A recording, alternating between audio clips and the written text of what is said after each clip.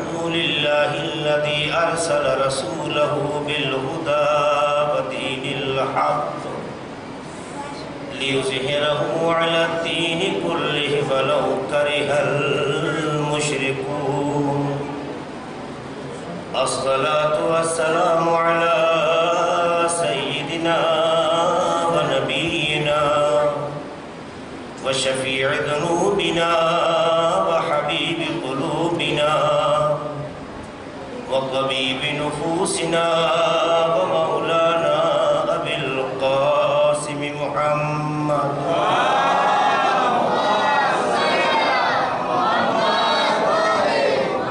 وعلى أهل بيته الطيبين الطاهرين المعصومين المظلومين الذين أذهب الله عنهم الرجس وطهرهم تطهيرا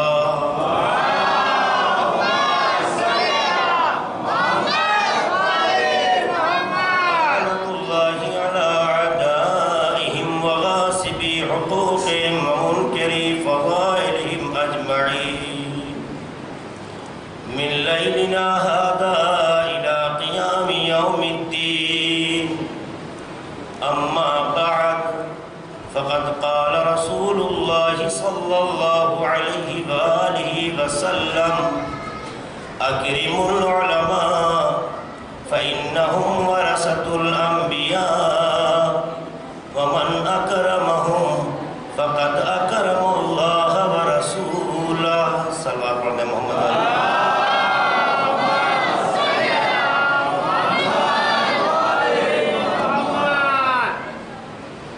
پیغمبر ختم مرتبت حضرت محمد مصطفیٰ صلی اللہ علیہ وسلم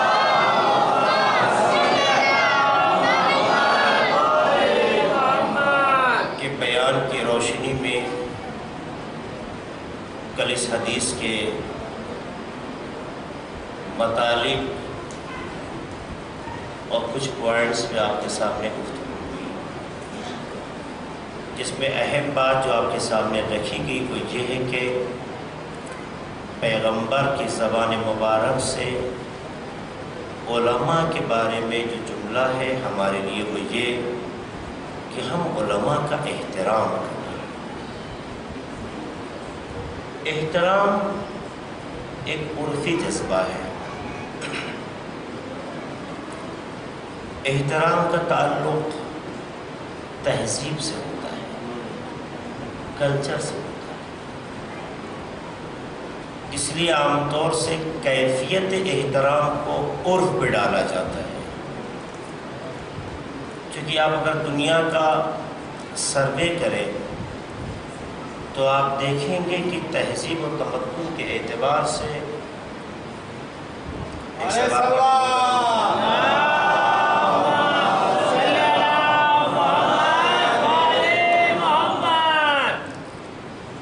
آپ یہ دیکھیں گے کہ ایک عمل ایک جگہ قابل احترام ہے، وہی عمل ممکن ہے کسی اور تہذیب و تمدن میں احترام نہ کہلائے، یہ ممکن ہے۔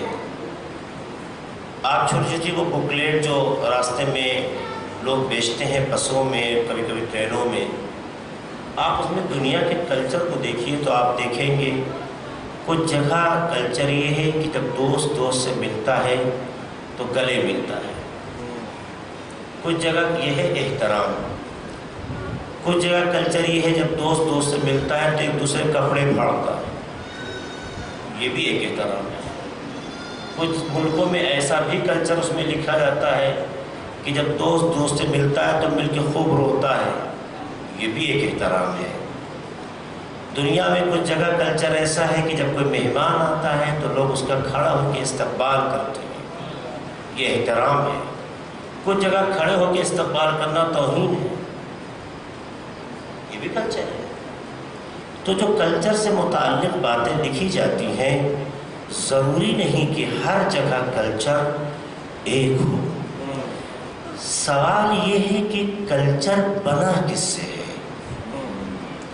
اگر کلچر دنیا اور ماحول سے بنتا ہے تو وہاں تبدیلی اور اختلاف کی گنجائش ہوتی ہے. لیکن اگر کلچر کا منبع، کلچر کا سرچشمہ اسلام ہو تو دنیا میں زمین کہیں بھی ہو لیکن فکر اگر اسلامی ہے تو ایک نظر آئے گا. یہ اصل اہم مسئلہ ہے. آپ نے کلچر لیا کس چیز سے ہے؟ دنیا کے نظام یا سماج اور سوسائٹی کے نظام تو اس میں رد و بدل ہوتی ہے. یہ دنیا نے کلچر کے جو تہذیب کے مختلف جو طریقے پیش کیے ہیں، یہ وہ طریقہ ہے جو معمولاً لوگوں نے زمانے سے لیا ہے. لیکن اگر کلچر کا منبع اسلام ہو، سرچشمہ مذہب ہو، سرچشمہ دین ہو، تو دین ایک ایسی حقیقت کا نام ہے جو سیاسی سرحدوں سے نہیں پہچانا جاتا ہے. دین ایک ایسی حقیقت کا نام ہے جو سیاسی سرحدوں سے نہیں پہچانا جاتا ہے، اپنے معیار سے پہچانا جاتا ہے. چونکہ جب دین کا تعلق خدا سے ہوتا ہے تو ساری دنیا خدا کی ہے. تو دین بھی جب خدا کا ہے تو اس کا تعلق بھی ساری دنیا سے ہے. دنیا میں نے کہا تھا کسی موقع پر کہ دنیا میں جو سرحدیں بنائی گئی ہیں، یہ سرحدیں انسان نے جو بنائی ہیں، یہ سرحد صرف نہیں ہے بلکہ انسان کے عاجز ہونے کا اعلان ہے کہ انسان کی قدرت میں اس سے زیادہ صلاحیت نہیں ہے حالات اور زمین کو کنٹرول کرنا. یہ دنیا میں جو سیاسی سرحدیں بنائی جاتی ہیں، یہ ہندوستان کا بارڈر ہے، یہ پاکستان کا بارڈر ہے، یہ ایران کا بارڈر ہے، یہ افغانستان کا بارڈر ہے، یہ فلاں ملک کا بارڈر ہے. یہ جتنی سیاسی سرحدیں ہیں کہ یہ خطہ فلاں، یہ خطہ فلاں، یہ خطہ فلاں، یہ صرف خطے نہیں ہیں بلکہ انسان کی عاجزی کا اعلان ہے. لیکن خدا بند عالم عاجز نہیں ہے، اس لیے خدا کی کوئی سرحد نہیں ہے. ہاں، تمہیں اختیار دیا گیا ہے وہ جگہ ثابت تو کر دو جو جگہ تو ہو پر خدا کی نہ ہو.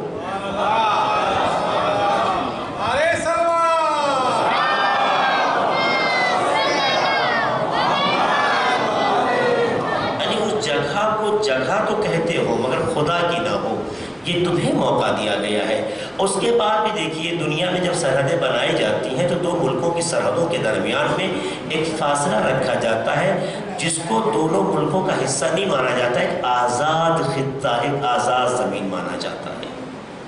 معمولاً جو ٹینٹ وغیرہ لگتے ہیں ایک دوسرے ملک میں لوگوں کو مصالحت کے پیش نظر انہی جگہوں کو دیا جاتا ہے. انہیں ایک انسان ہے کہ جو سرحد بنانے کے بعد یہ صاف صاف اعلان کرتا ہے کہ اب اس کے بعد ہماری قدرت نہیں ہے، ہماری توانائی نہیں ہے. بس ایک بندے نے چاہے سیاسی طور پر اس کا اعلان کیا ہو پر حقیقت یہی ہے کہ بندے کی اس قدرت نہیں ہے. لیکن ہم جس خدا کے ماننے والے ہیں اس کی کوئی سیاسی قدرت کیا سرحدیں نہیں ہیں بلکہ کائنات کے ہر خطے پر اس کی حکومت ہے. تو ظاہر ہے کہ جب ہر خطے پر حکومت ہے تو اس سے جو چیزیں متعلق ہوں گی مثلا ہندوستان میں اگر ایک پرائم منسٹر ہوتا ہے، ایک فارن منسٹر ہوتا ہے، ہوم منسٹر ہوتا ہے، اگر ایک سی ایم ہوتا ہے، ان سب کے اختیارات جو کچھ ہیں سی ایم کے اسٹیٹ کے اعتبار سے محدود ہیں، اور جو ہوم منسٹر ہوتا ہے وہ ملک کی سرحدوں کے اعتبار سے محدود ہے. جو پرائم منسٹر ہوتا ہے اس کی بھی قدرت اسی حد تک ہوتی ہے. یہ وجہ کیا ہے؟ جو کہ جس ملک کا وجود سیاسی سرحدوں میں قید ہوتا ہے اس سے متعلق چیزیں بھی محدود ہوتی ہیں.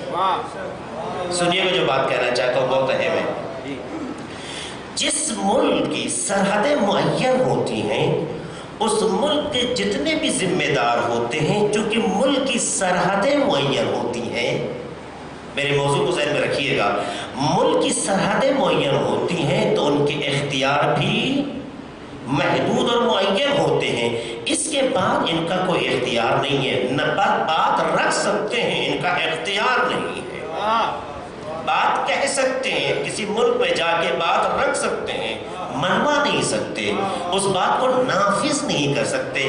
اجرا اسی کا حکم ہوگا جس کی وہ سرحدیں ہوں گی، وہی حکم نافذ ہوتا ہے، وہی قانون چلتا ہے، وہی قانون عملی ہوتا ہے کہ جو اس کی سرحد کہلاتی ہے۔ ورنہ آج ہمارا ملک کا پرائم منسٹر اگر پاکستان میں کوئی بات کہتا ہے سن لی جائے گی، نافذ نہیں ہوگی۔ نافذ اگر کی بھی جائے گی تو اس ملک کے پی ایم کی اس پر جب تک مہر نہ لگ جائے وہ نافذ نہیں ہو سکتی ہے۔ اس کا مطلب یہ ہے کہ اگر بات اچھی بھی ہو مگر سرحد دوسروں کی ہو تو پھر اگر وہ بات نافذ ہوتی ہے تو وہاں کے موجودہ حاکم کی تائید ہوتی ہے، تو اس کی تائید ولو بات دوسرے کی ہے پر تائید اس کی بن کر اس ملک کے حدود میں وہ جاری ہوگی۔ یہ اختیارات کا محدود ہونا اس بات کی خبر دیتا ہے کہ جس ملک کی سرحدیں محدود ہوتی ہیں وہاں اس ملک کے حکمرانوں کی باتیں، ارادے، اختیارات بھی محدود ہوتے ہیں۔ چونکہ ملک محدود ہے، ملک کی بنیاد محدود ہے، ملک کی سرحدیں محدود ہیں، تو اس کی آواز اس کے باہر اجرا کا حکم نہیں رکھتی ہے، نافذ ہونے کا حکم نہیں رکھتی ہے۔ عزیزو یہی بات ہے، یہی فکر انسان کے ذہن کو بیان کرتی ہے کہ جہاں محدودیت ملک کی ہوتی ہے وہاں پھر اختیارات کی بھی محدودیت ہوتی ہے، لیکن جہاں حدود ملک کے نہیں ہوتے ہیں وہاں اختیار بھی محدود نہیں ہوتے ہیں۔ اب بات سمجھ میں آئی؟ خدا کی کوئی سرحد نہیں ہے کہ یہ خدا کے حدود ہے، اس کے بعد اس کے حدود نہیں ہے۔ تو جب خدا کی سرحدیں لامحدود ہے تو اس کے اختیارات بھی لامحدود ہو جائیں گے۔ تو جب خدا کے اختیارات لامحدود ہو جائیں گے تو جو چیزیں اس سے وابستہ ہوگی اس کا بھی اختیار لامحدود ہو جائے گا۔ اس لیے نبی کا اختیار محدود نہیں ہے، نبی کے بعد وارث نبی کا اختیار محدود نہیں ہے، اس لیے علماء کا بھی اختیار محدود نہیں ہے۔ جہاں دین خدا ہے وہاں علماء کا اختیار ہے۔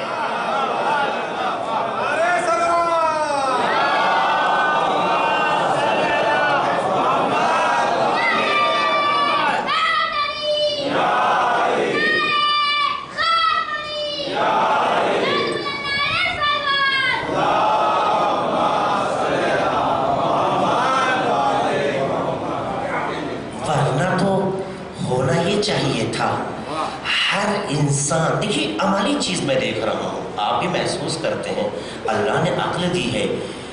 ایک ملک کوئی بجٹ پاس کرتا ہے اپنے قبضے قدرت اور اپنے خزانے سے، اگر کوئی فیسلٹی دینا چاہتا ہے تو اس کی سرحدوں تک محدود ہوتی ہے، اس کے باہر نہیں۔ جو بھی فیسلٹی ہے، آپ جتنی بھی مثالیں لیتی جائیں، میں اپنے پاس جوانوں کے لیے بات کو اور واضح کرنا چاہتا ہوں تاکہ یہ دیکھیں کہ زمانے کی ضرورت میں علماء کا معیار کیا ہے۔ آپ یہ دیکھیں جو بھی چیز، جو بھی اختیارات، جو بھی سسٹم ہے وہ سرحدوں تک محدود ہے۔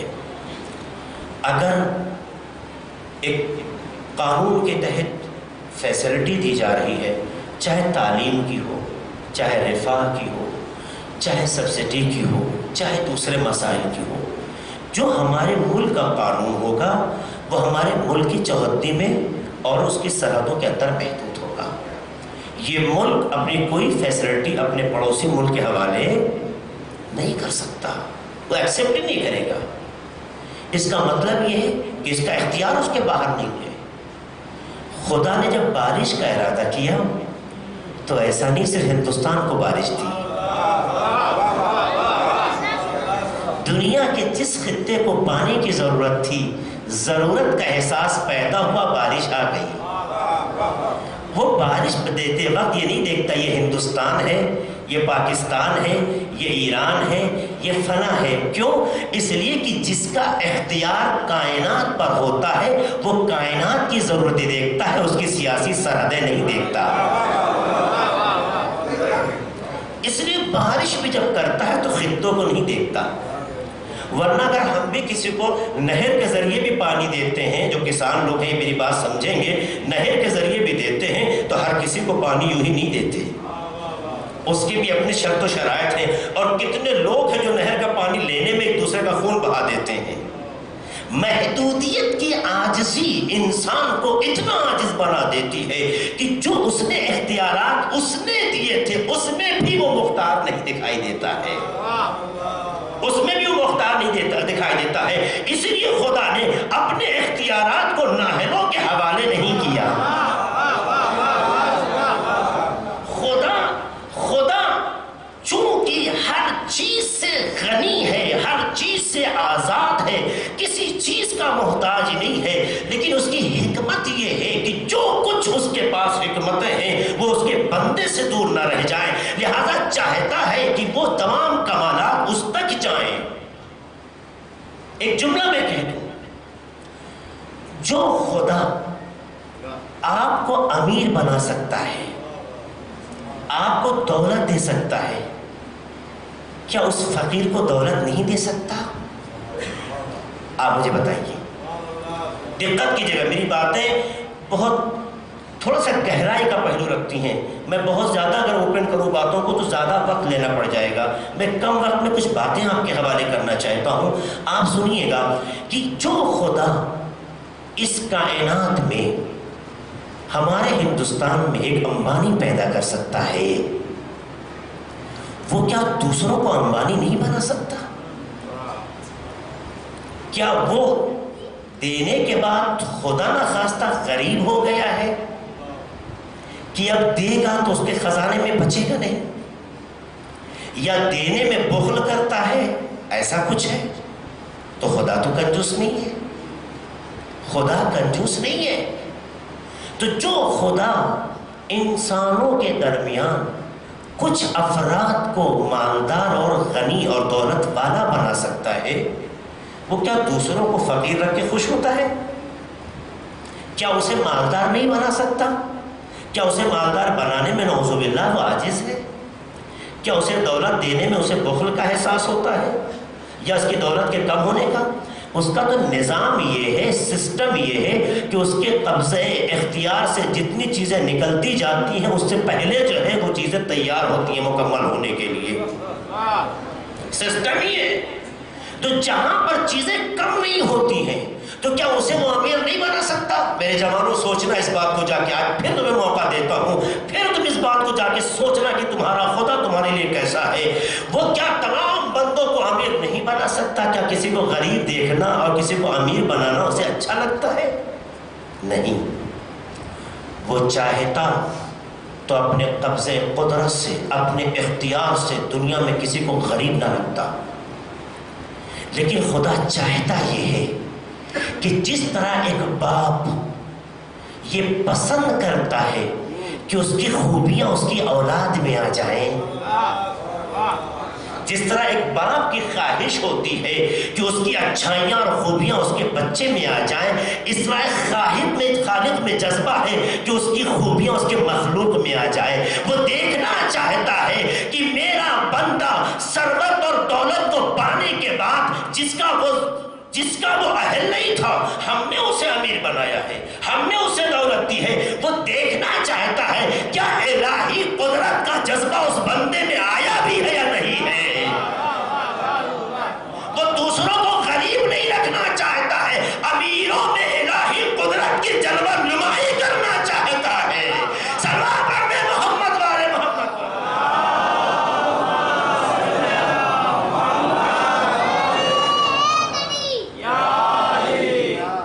بچہ گود میں نہ رہے، دری کہہ رہا اس کی سلامتی کے لیے آپ حضرت سلوات پڑھے محمد والے محمد۔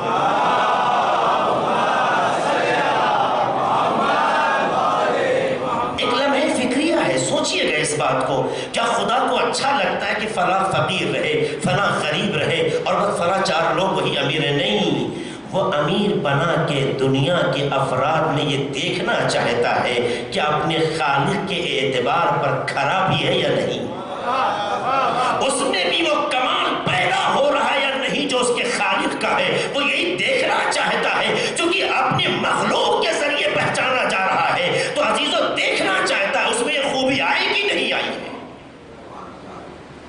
اب یہ انسانوں پہ ڈیپینڈ کرتا ہے کہ وہ ان تمام نعمتوں کو آگے بڑھا کر مظہر خدا بنتے ہیں،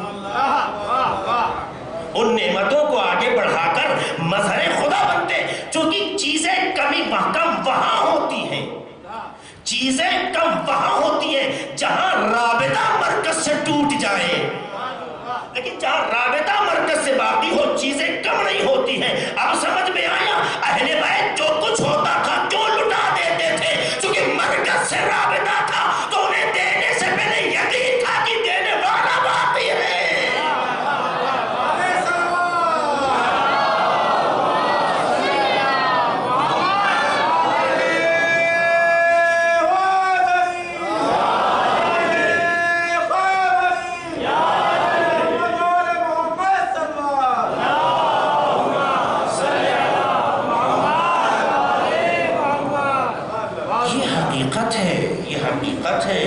اسے سمجھنا ہوگا۔ تو عزیزوں اس نے کہیں پہ کوئی کوتاہی نہیں کی، اس نے نظام کائنات میں اپنے قدرت کمالیہ کی جلوہ نمائی کی ہے، اور یہ آزمانا چاہا ہے کہ کون ہے جسے اپنے مرکز پر بھروسہ ہے، کون ہے جسے اپنے خالق پر بھروسہ ہے۔ لوگوں نے کہا صاحب خمس و زکوٰۃ یہ مولویوں کی ایک چلن ہے، کمانے اور انکم کا ذریعہ ہے، یہ مولویوں نے ڈھونگ بجا رکھا ہے، خمس دو زکوٰۃ دو، اور کیونکہ مولویوں کا پیٹ ماشاءاللہ اس سے بڑا ہوتا ہے۔ اچھا ہے کہ آج زمانے میں فیشن کم ہو گیا، پہلے زمانے میں پیٹ سے مولوی پہچانا جاتا تھا، آج علم سے پہچانا جاتا ہے۔ ایک سلوات پڑھ دے محمد والے محمد کا۔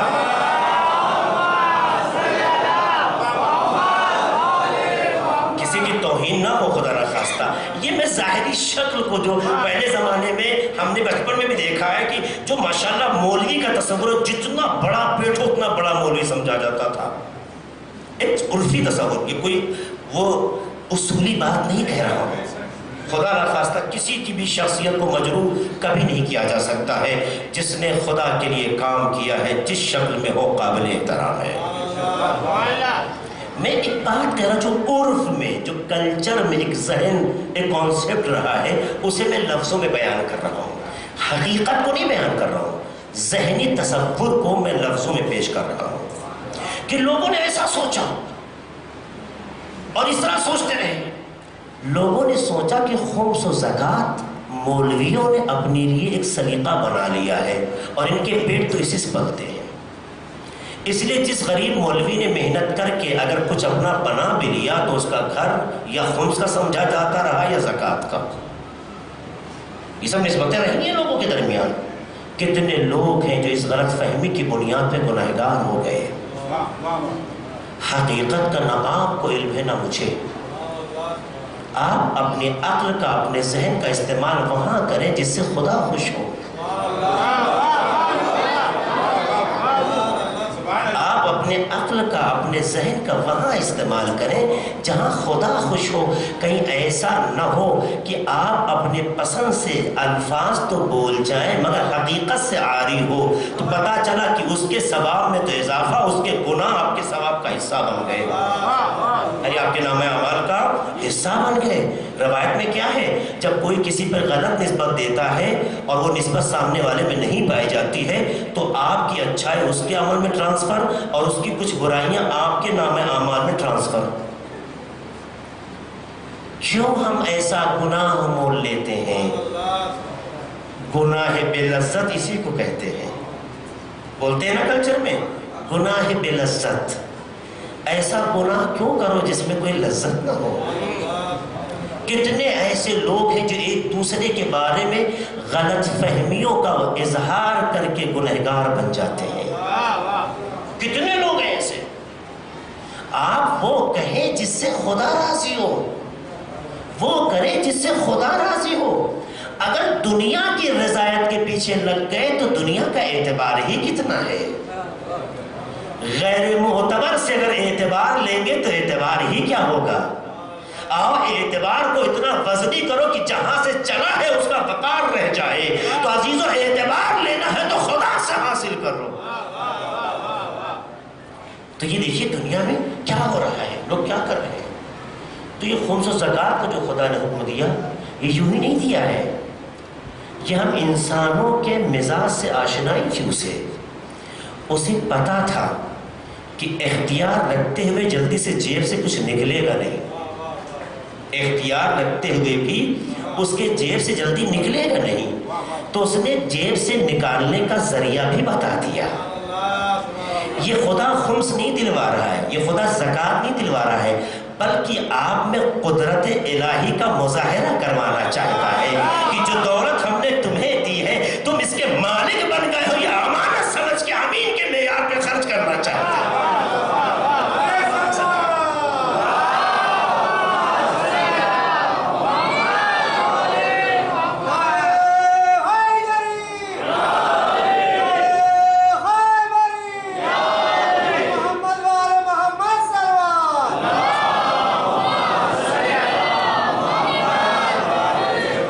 کبھی نہ سمجھیے گا کہ خدا نے خمس کا حکم دے کر یا زکوٰۃ کا حکم دے کر آپ کی جیب کاٹی ہے۔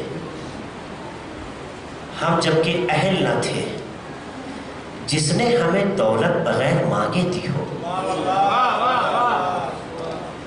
رجب کی دعا میں ہے نا، رجب کی دعا میں یا من ارجوہ لکل خیر وآمن سخط عند کل شر یا من یعطی الکثیر بالقلیل یا من یعطی من سالا یا من یعطی من لم یسألہ۔ لم یسأل بہت اہم ہے۔ اے وہ ذات جس نے کم عمل پہ بہت کچھ دیا۔ آپ کا خدا کوئی معمولی خدا نہیں ہے۔ یا من یعطی الکثیر بالقلیل، ہم تو وہ ہیں کہ اگر کسی سے 100 روپے کا کام لے تو 80 دینے کو سوچتے ہیں، 90 پہ راضی کرنے کی بات کرتے ہیں۔ چونا جس کو کہتے ہیں، چونا یا گفتگو کرنا یا بیوقوف بنانا یا اس طرح سے معاملہ کرنا، مختلف تعبیر ہیں عرف میں۔ یہ سب جملے، یہ سب عمل ہم کیوں کرتے ہیں سامنے والے کے ساتھ؟ اس لیے کہ ہم چاہتے ہیں کہ عمل تو 100 کا ہو مگر اس کو اجر 80 اور 90 تک پہ راضی کر لیں، اور 10 روپے بھی خوش ہو جاتے ہیں کہ 10 روپیہ بچا لیا۔ لیکن جس خدا کے آپ قائل ہیں وہ 100 پہ 1000 دے کے مسکراتا ہے کہ اور لینے کے لیے اپنے اندر صلاحیتیں پیدا کرو۔ جب تم 100 کے مستحق نہ تھے، ہم نے 1000 کو تمہیں دے دیا ہے، تو پھر ہم عطا میں رکیں گے نہیں، لینے کا انداز تمہارا ہونا چاہیے۔ تو عزیزوں، جو خدا چھوٹے تھوڑے عمل پر زیادہ دے رہا ہو، ہم دعائے رجب میں پڑھتے ہیں یا جملہ کہتے ہیں اے وہ ذات جس نے مانگنے میں بھی دیا بغیر مانگے بھی دیا ہے، تو جو ذات بغیر مانگے ہمیں دے سکتی ہے تو اگر مانگ لے تو کیا نہیں دے سکتی؟ اس کا مطلب یہ ہے شاید مانگنے کا سلیقہ اچھا نہیں ہے، سلیقہ آ جائے تو کیا نہیں مل سکتا ہے۔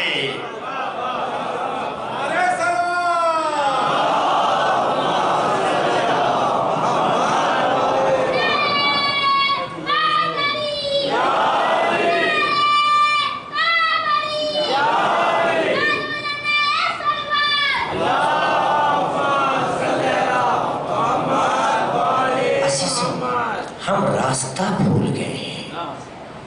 ایک بار پھر وہی بات، کل کا جملہ، ایک بار یہ حق بنتا ہے ہم سب کو کہ گوشے تنہائی میں اپنے پروردگار کے بارے میں سوچیں۔ حق بنتا ہے، آپ کا حق ہے۔ یہ کون ہے ہمارا خالق؟ یہ کون ہے ہمارا مالک؟ کون ہے جو ہمارا اتنا خیال رکھتا ہے؟ کون ہے جسے ہم تو بھولتے ہیں پر وہ ہمیں نہیں بھولتا ہے؟ کون ہے وہ؟ دنیا میں ایسا ہمدرد مل جائے تو ہم کیا نہیں اس کے لیے سوچتے ہیں۔ کس غریب نے آ کے در علی پہ کہا تھا میں فقیر ہوں؟ کس غریب نے آ کے کہا تھا میں مسکین ہوں؟ رات کے سناٹے میں غریب کو پیدا کر کے رزق پہنچا کے بتانا چاہتا ہے جو مظہر خدا ہوتا ہے وہ ویسے ہی کرتا ہے جیسے خدا کیا کرتا ہے۔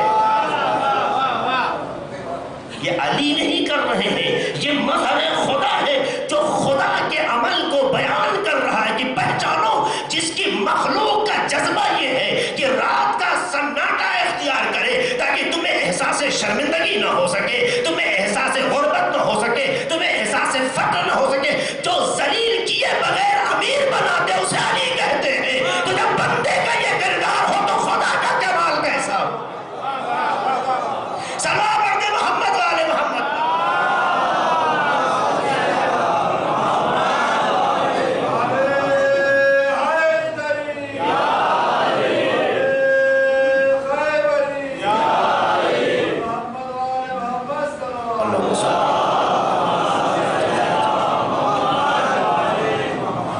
ہمارے جوانوں، ہمارے بھائیوں، ہماری ماں بہنوں، خمس، زکوٰۃ، یہ جو حقوق ہمارے اوپر رکھے گئے ہیں، یہ ہمیں تربیت دی گئی ہے مظہر خدا بننے کے لیے۔ اسے اپنی جیب کا کٹنا نہ سمجھو۔ اس عمل کے ذریعے خدا آپ میں وہ جذبہ پیدا کر رہا ہے جو خالق کا جذبہ ہے۔ اب آپ پر ڈیپینڈ کرتا ہے کہ آپ اپنے کو خالق کا مظہر بنا کے پیش کرنا چاہتے ہیں یا مالک بننا چاہتے ہیں۔ تو کائنات میں کون چیز ہے جس کے آپ مالک ہوں؟ اگر آپ مالک ہوتے تو چیزیں آپ کے ساتھ ہونی چاہیے۔ یہ کون سی ملکیت ہے؟ آنکھ بند ہوئی، کپڑا بھی بدن پہ نہ رہ گیا۔ یہ کون سی ملکیت ہے؟ یہ کون سی ملکیت ہے؟ بچے ہی کپڑا اتار لیتے ہیں، اپنے ہی مسائل اتار لیتے ہیں، اپنے ہی چیزیں دور کر دیتے ہیں۔ یہ دور کر کے بتاتے ہیں مالک کوئی اور ہے، غلط فہمی کا تم شکار تھے۔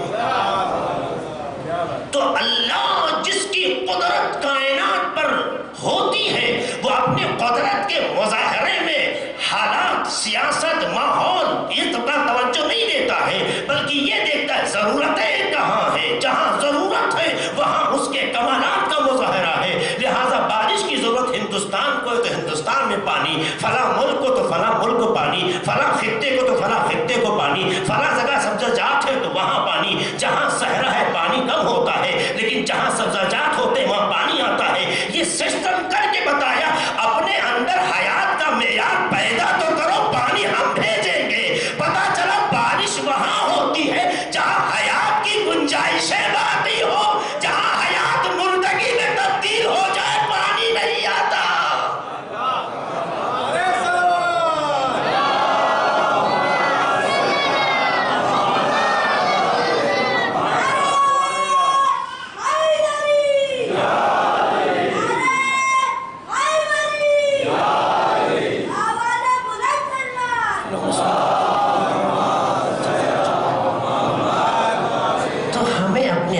حیات کی رمق پیدا کرنی ہوگی، زندگی کا مزاج پیدا کرنا ہوگا۔ آپ سب خدا کے لیے عزیز ہیں۔ ہمیں تو بتائیے، کسی بھی باپ کو کبھی اپنا بچہ برا لگا ہے؟ سماج میں ایک محاورہ ہے، میں معذرت کے ساتھ بزرگوں سے معذرت کے ساتھ، سماج میں محاورہ ہے، بیوی شاید دوسرے کی اچھی لگتی پر بچے ہیں اپنے ہی۔ یہ لوگوں نے بتایا ہے۔ تو کسی کو بھی اپنا بچہ برا نہیں لگتا، تو ہم خالق کی مخلوق ہیں، کیسے اپنے خالق کو برا لگیں گے؟ کوئی آپ میں سے خالق کو برا نہیں لگتا۔ اگر ایک باپ اپنی اولاد سے محبت کرتا ہے، ماں باپ اولاد سے محبت کرتے ہیں، اس محبت سے بتانا چاہا ہے جو ذریعہ خلقت ہیں، اگر ان میں تمہارے لیے اتنا جذبہ ہے تو میں تو تمہارا حقیقی خالق ہوں۔ تمہارا خدا تم سے دور نہیں ہے، ہم اس سے دور ہو جاتے ہیں۔ جو بات کو پھر میں بتلانا چاہتا ہوں، تو خدا نے کوئی جگہ ایسی نہیں رکھی ہے جو اس کی حکومت اور ملکیت سے جدا ہو۔ تو جب کوئی کائنات کی جگہ اس کی حکومت اور ملکیت سے جدا نہیں ہے، ہر خطہ اس کا ہے، ہر گوشہ اس کا ہے، زمین ہو چاہے آسمان ہو، کائنات اور عالمین کا جو بھی رتبہ ہو، مرتبہ ہو، جب اسی پروردگار کا حصہ ہے تو پھر پروردگار اپنے کرم، اپنے لطف، اپنے فضل کا وہاں مظاہرہ بھی کرے گا، اور صرف مظاہرہ نہیں کرے گا، اس کی حکومت سے وابستہ جو افراد ہوں گے، سنیے گا جملہ جو میں نے پہلے بھی کہا تھا کہ جیسے ملک کا پی ایم ہوتا ہے، جیسے ملک کا سی ایم ہوتا ہے، جیسے ملک کا ہوم منسٹر ہوتا ہے، یہ ساری باتیں ذہن میں رکھیے گا، اس کے اختیارات اسی ملک کی سرحدوں تک ہوتے ہیں۔ تو خدا کا بھی کائنات میں ایک ملک کہلاتا ہے، کائنات مکمل خدا کا ملک ہے، یعنی اس ملک میں ملک کا تصور نہیں ہے، کائنات کا دوسرا نام ملک خدا رکھا گیا ہے۔ تو جب کائنات پوری خدا کی ہے تو جو اس کے ایمبیسڈر ہوں گے، جو اس کے پرائم منسٹر ہوں گے، جو اس کے وزیر ہوں گے، عزیزوں ان کے بھی اختیارات کسی ملک کی سرحدوں تک نہیں ہوں گے، جہاں جہاں خدائی ہے وہاں وہاں ان کے اثرات ہیں، لہذا نہ انبیاء کو محدود کر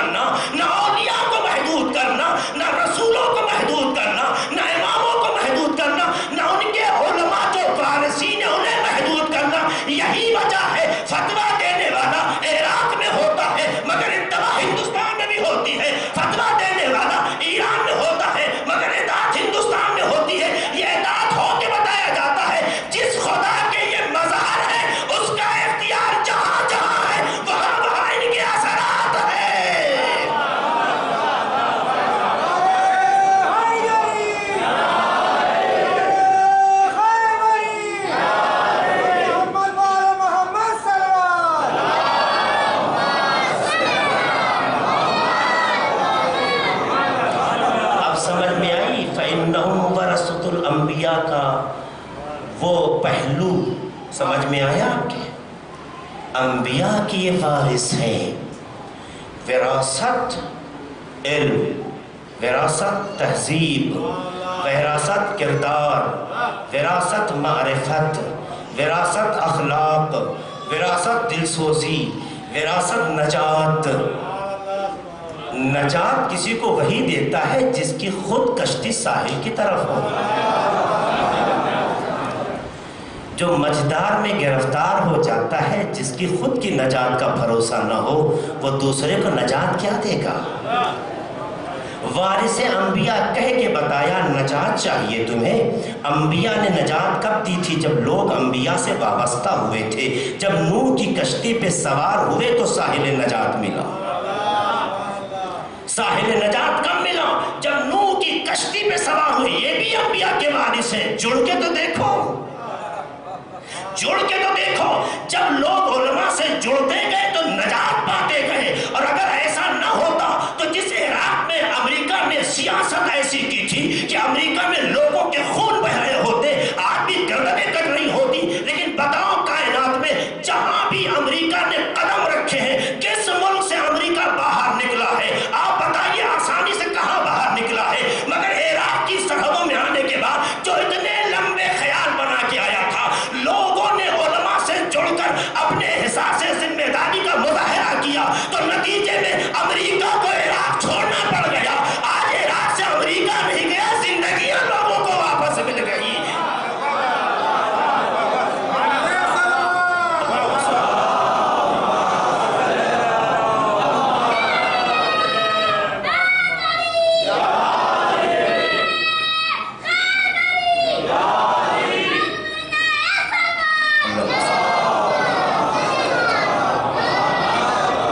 چاہتا ہے بات جب یہاں تک آ گئی ہے تو پھر میں وہ جملہ نقل کروں جو کسی موقع پر کسی منبر سے کہہ چکا ہوں۔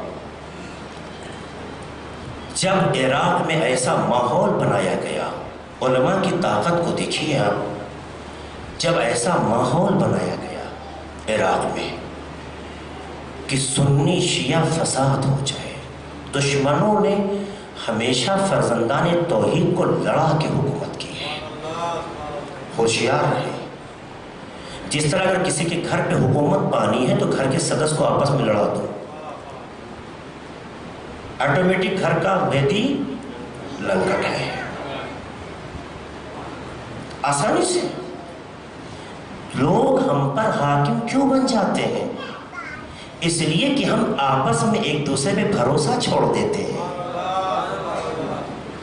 جو فارسی میں کہتے ہیں قانون گرم خانوادے، جو اپنے رشتوں کی گرمی کی حفاظت نہ کر سکے، اغیار اس کے حاکم بن جاتے ہیں۔ اپنے رشتوں کی گرمی کا احساس خود کرو۔ جب تک رشتوں میں گرمی باقی ہے، بیگانہ کبھی اندر نفوذ نہیں کر سکتا۔ آپ خیال رکھو، آپ کامیاب نہیں ہیں اگر گھر کے شیرازے بکھرے ہیں۔ یہ خیال ہے کہ آپ خوش ہیں۔ آپ کسی گوشے تنہائی میں رشتوں کی محبت سے اگر تڑپتے ہیں تو اس کا مطلب آپ میں غیرت زندہ ہے۔ اگر یہ تڑپ ختم ہو گئی تو جو آپ کہہ سکتے ہیں بہتر ہوگا۔ ایک سلوات پڑھ دیں محمد والے محمد۔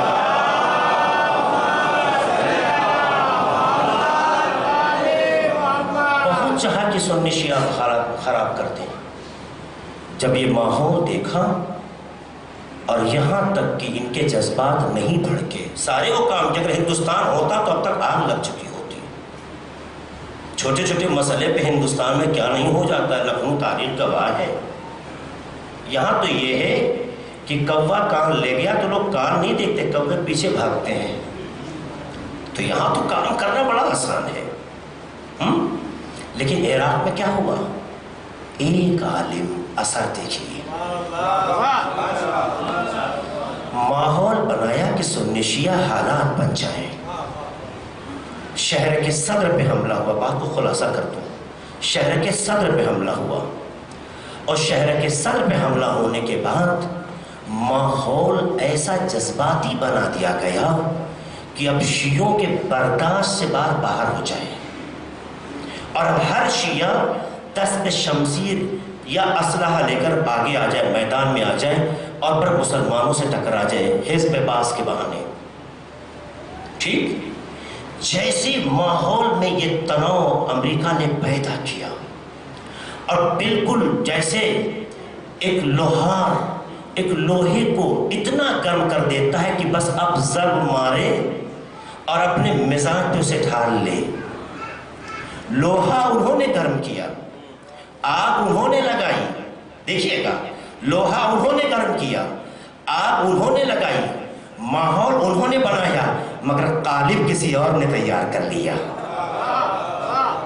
قالب کسی اور نے تیار کر لیا. کیسے؟ کہ جب ماحول اتنا گرم ہو گیا تو آیت اللہ سستانی نے وارث انبیاء ہو کر ایک جملہ کہا، اگر کوئی شیعہ مقابلے کے لیے اہل سنت سے گھر سے باہر نکلتا ہے تو اسلام سے خارج، اور اگر لڑ کے مر جاتا ہے تو ہلاکت کی موت. عزیزو، اس جملے نے ہر ایک کو گھر میں صرف نہیں روکا، اسلام کی عزت میں اضافہ کر دیا.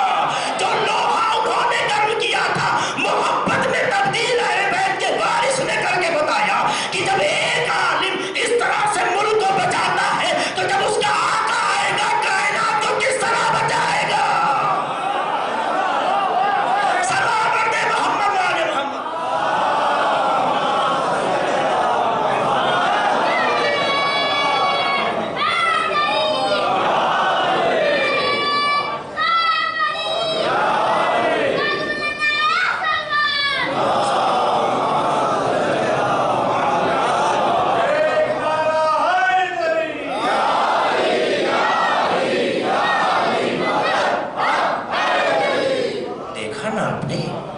وارث انبیاء جو ہوتا ہے وہ کیا کرتا ہے؟ آپ کو ایسے سنگر سے جدا کرنے کی ناکام کوشش ہو رہی ہے. چونکہ ہماری غیرتیں اس لیے زندہ ہے کہ ہمارے رہنما باغیرت ہیں.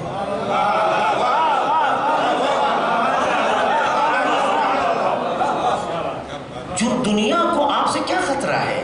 آپ نے کسی گھر پہ آگ لگائی ہے، کسی کو پتھر مارے ہیں، کسی کا راستہ روکا ہے؟ آج بھی آپ کا دل تو اتنا وسیع ہے کہ آج تک ہماری کسی مسجد میں یہ کوئی بورڈ نہیں لگا ہے کہ فلاں فرد نہیں آ سکتا. ورنہ آپ جائیے دیکھیے یو پی کی چھوٹی چھوٹی مسجدوں میں دیکھیے، بریلوی نہیں آ سکتے، دیوبندی نہیں آ سکتے، جعفری نہیں آ سکتے، رافضی نہیں آ سکتے، فلاں نہیں آ سکتے. لیکن ہماری عبادت گاہوں میں کب بورڈ لگا کہ کوئی نہیں آ سکتا؟ ہم تو اتنا ظرف رکھتے ہیں کہ ہر ایک کو موقع دیتے ہیں، چونکہ ہم بیمار کا علاج کرانا چاہتے ہیں، بیماری کا مذاق نہیں اڑاتے. تو جب ہم میں یہ جذبہ ہے، ہم میں یہ قدرت ہے، جب ہم میں یہ انداز ہے، تو دنیا یہی تو گھبراتی ہے کہ اس نے طاقت استعمال کی ہوتی تو مخالفت ہوتی، مگر یہ طاقت نہیں استعمال کرتا ہے بلکہ عقل اور اخلاق کا استعمال کر کے ہر غیر کو بھی اپنا بنا لینے کا جذبہ رکھتا ہے. اور یہ جذبہ اس لیے پیدا ہوا، ہمارے رہنما غیرت مند تھے تو ہمیں باغیرت بنایا ہے. ہم ضمیروں کا سودا نہیں کرتے.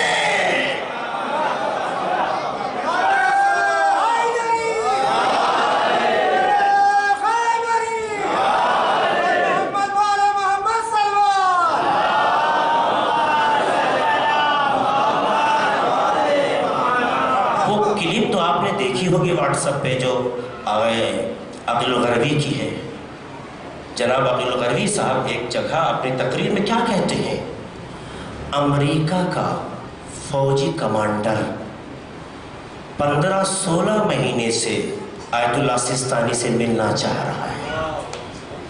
ایک فوجی کمانڈر آپ کے ایک مرجع اور آیت اللہ سے کیوں ملنا چاہتا ہے؟ مگر فوجی کمانڈر کسی کو اہمیت بھی دیتا ہے، مگر آپ کے مرجع سے ملنے کی خواہش بتا رہی ہے کہ جو وارث انبیاء ہوتا ہے اس کا اثر کہاں تک ہوتا ہے. ورنہ امریکہ جو اپنے کو ایسا علیہ السلام سمجھتا ہے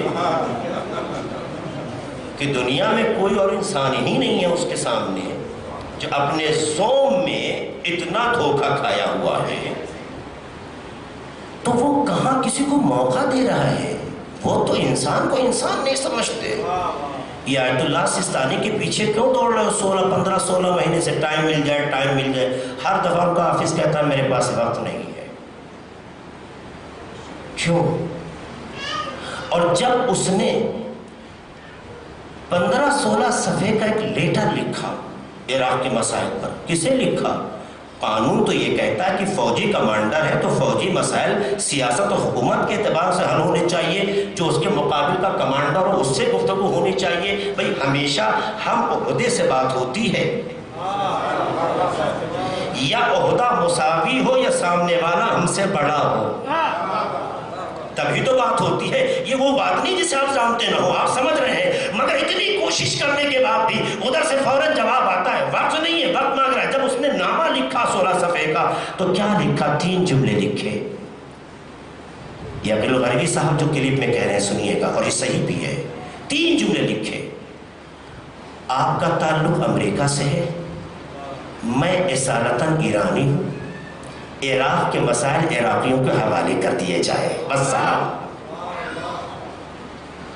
عراق کے مسائل عراقیوں کے حوالے کر دیے جائے، بس سلام. جو باتیں ایک کمانڈر 16 صفحے میں لکھ کر محسوس کرتا ہے کہ بات مکمل ہوئی، جب وارث انبیاء گفتگو کرتا ہے تو 3 جملوں میں اس کا جواب دے کے بتایا ہے. یاد رکھنا، جہاں وراثت ہوتی ہے گفتگو معیاری ہوتی ہے. اور یہ جملہ کہہ کے بتا دیا کہ تم جو عراق کے مسئلے میں دل سوزی کرتے ہو، جاؤ اپنی حفاظت کرو، ان کو چھوڑ دو ان کے حال پہ، جو اپنی حفاظت خود کر لیں گے. عزیزوں کیوں؟ اس لیے کہ جو دوسروں کو سکون نہ دے سکا ہو وہ سکون کی بات کہے تو مذاق ہی تو ہوگا. یہ ذہن وہاں کام کرتا ہے جہاں ضمیر بھی زندہ ہو، غیرت بھی باقی ہو. مرجع وہ ہوتا ہے جس کا ضمیر بھی زندہ ہے، غیرت بھی باقی ہے. اس لیے بے غیرتی پسند نہیں کرتا. سلام پڑھنے محمد والے محمد.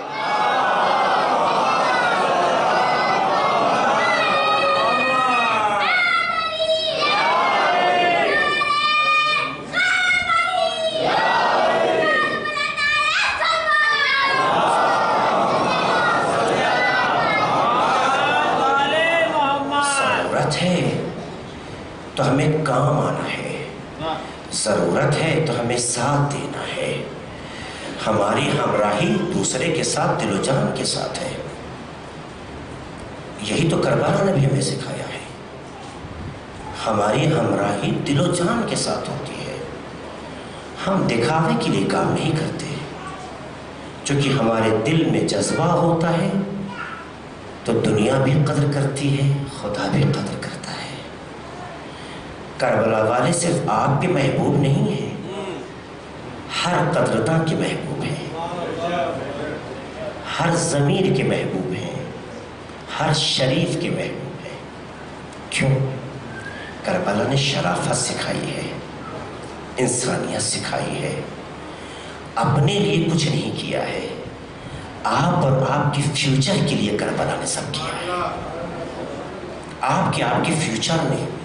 اس لیے کربلا کی تحریک نسلوں کو کاٹنے سے بھی نہ رکی.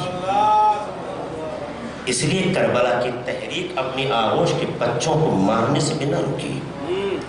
ہر زمانے میں کربلا کی یاد نے خون دیا ہے، مگر تحریک نے بتایا ہے کہ کربلا زندہ ہے.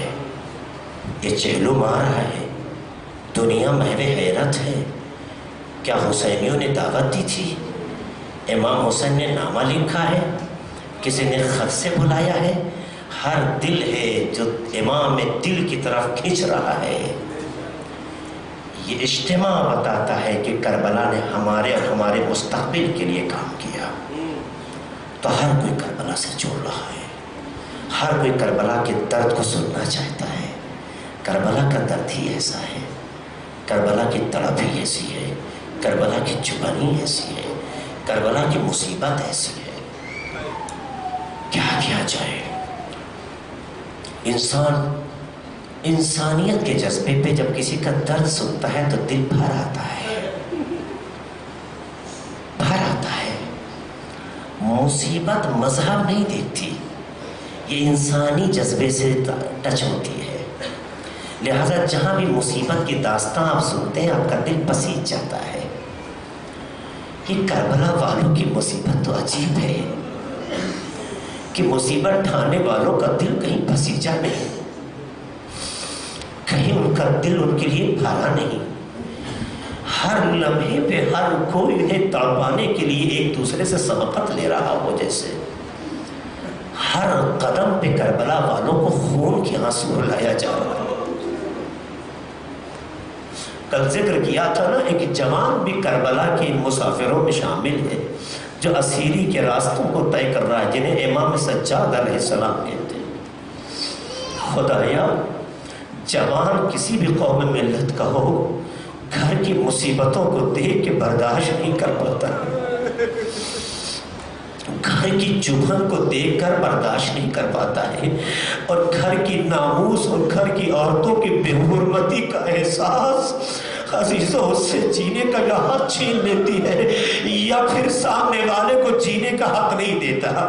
یہ احساس ایک عجیب احساس ہے. مگر سر سجاد کی مظلومیت تو دیکھو، اپنی اماں کی سر سے چادریں چھن چکی ہے، ہاتھوں کو پسے گردن باندھا جا چکا ہے، بڑی بے حرمتی کے ساتھ لے جایا جا رہا ہے. جس بچے نے بچپن سے لے کے آج تک شہزادی کی شکل میں پھوپھی کو دیکھا ہو، آج سارت کے انداز میں، جن کے لیے ہونا تو یہ چاہیے تھا، ارے ان کا بھیا حسین مارا گیا ہے، ارے ان کے کلیجے کے ٹکڑے شہید ہوئے ہیں، ہونا تو یہ چاہیے تھا کہ لوگ ان کا غم بانٹتے، درد بانٹتے، نہ کہ ان کے سر سے چادریں چھینی جاتی، ارے ان کے ہاتھوں سے گردن باندھی جاتی. کتنا درد ہے، اور یہ درد اور تڑپتا آتا ہے جب آپ یہ سوچیں کہ جب ان قافلے والوں کو، ان اسیروں کو گزارا جا رہا تھا تو انہیں جب کجاوے کے بغیر اونٹوں پہ بٹھایا گیا. آپ سمجھ سکتے ہیں اونٹ کی پیٹھ ایسی ہوتی ہے جس میں بیلنس نہیں ہوتا ہے، اس کا کوہان اور بیلنس کو خراب کرتا ہے، اس لیے کجاوا رکھا جاتا ہے تاکہ لوگ اس پر آسانی سے بیٹھ سکیں. لیکن جب انہیں اسیر کیا گیا ہے تو کوئی کجاوا نہیں ہے، اونٹ کی ننگی پشت ہے، اس کا کوہان کا حصہ ہے. انہیں مختلف اونٹوں پہ سوار کیا گیا اور ایک ایک رسل میں 12 بڑے گلے باندھے گئے، جس میں انسانوں کو جنہیں باندھا گیا، جن اسیروں کو اسیر کر کے لے جایا جا رہا تھا، ان کا حال یہ تھا کہ ایک قد و قامت کے اعتبار سے مساوی نہ تھے. کوئی قد میں بڑا ہے، کوئی قد میں چھوٹا ہے، کوئی بچہ ہے. عزیزو یاد رکھیے گا، عزادارو یاد رکھیے گا، جہاں قد و قامت میں اختلاف ہو اور جہاں انسان کے گلے بندھے ہو، اس کے ساتھ اس کے بازو پسے گردن بندھے ہو. اس کا مطلب یہ ہے اب جو کچھ ہوگا وہ حالات طے کرے گا، ان کا کوئی اختیار نہیں ہوگا. اس لیے جب یہ اونٹ چلتے تھے اور اونٹ کے پہنے سے بگڑتے تھے تو یہ بچے اونٹ کی پیٹھ سے سرکتے تھے، اور جب سرکتے تھے تو بیویاں کرتی کیا، بڑے کرتے کیا. یہ بچہ گرتا دیکھ رہے ہیں، رسیاں کھچ رہی ہیں مگر ہاتھ پسے گردن بندھے ہیں. ارے سوالے تو ویسے اپنی گردن دب رہی ہے مگر وہ چھوٹا بچہ جو اونٹ کی پشت سے گر رہا ہے، اس کی گردن اتنا کھچتی ہے کہ بچہ وہی طرف جاتا ہے. سوچو آزادار اور باغ دل ہے، اگر آپ کا بچہ آپ کے سامنے یوں تڑپا کے مارا جائے، ارے تو آپ کے دل کا کیا حال ہوگا. سوچو زینب، سید سجاد کا کیا حال ہوتا. سن سکیں گے عزادارو، جب یہ قافلہ شام کے زندان پہنچا ہے تو روایت کے جملے مختلف ہیں. 8 یا 10 بچے کا تذکرہ ہوتا ہے، ورنہ ایک جناب امام محمد باقر اور جناب سکینہ کا تذکرہ ہوتا ہے، اور بچوں میں کوئی نہیں ہے. جبکہ یہ بچے جب کربلا سے چلے تھے تو 50 یا 54 بچوں کی تاریخ ملتی ہے. عزادارو ایک بچہ مر جاتا شاید دل کو قرار آ جاتا، جہاں ہر کچھ قدم پر ایک بچہ تڑپ کے جان دے رہا ہو. عزیزوں موت کی خبر سننا اور ہے، اپنے گود کے بالوں کا اپنے سامنے تڑپ کے مرتے دیکھنا. ہائے اہل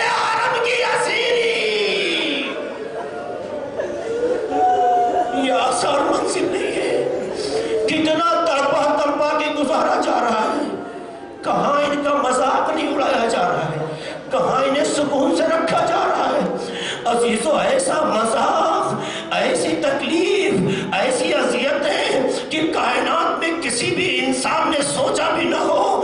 عزادارو یہ اہل حرم ہے، یہ کس گھرانے سے تعلق رکھتے ہیں؟ جو عورت کبھی گھر سے باہر نہ نکلی ہو، خدا نہ کرے کہ کبھی گھر کے ماحول میں اسے گھر کا کوئی انسان باہر نکال دے، عزیزوں وہ اپنی غیرتوں سے ڈوب کے مر جاتی ہے۔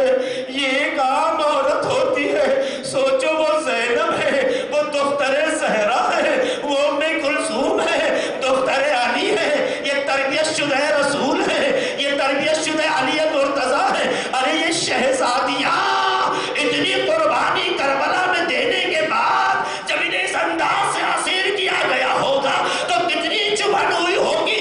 جبھی تو دیکھا جب چوتھے امام تڑپ کے روتے تھے، تڑپ کے روتے تھے، پانی دیکھتے تھے، مذاق ہو جاتا تھا۔ لوگ امام کے غم کو ہلکا کرنے کے لیے کہتے تھے آقا شہادت تو آپ کے گھر کی میراث ہے، آقا آپ کا یہ حال کیوں ہو رہا ہے؟ ایک جملہ کہتے تھے تم نے انصاف نہیں کیا۔ ارے شہادت ہماری میراث ہے، لیکن میری ماں بہنوں کا کوفہ اور شام کے بازار میں بے ردا گھمایا جانا، الشام الشام الشام۔